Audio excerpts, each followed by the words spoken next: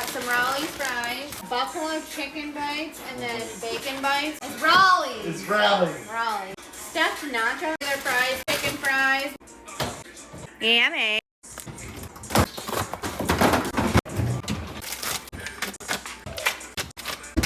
I know. I cannot wait to try these.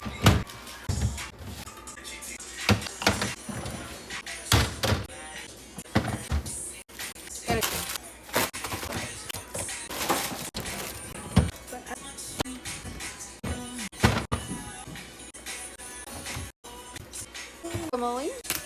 Cheese, we literally live on pepper jack cheese, my husband and I. It's our favorite. I got these little Lunchable things for the kids. Blueberries. Yogurt. I got these two that I have to put away in different areas. The snacks for the baby. Okay, this one's done. This one is a little organized, a little unorganized. I don't know what's happening there. This one is done. I gotta put this away. Half and half. And a little bit in there.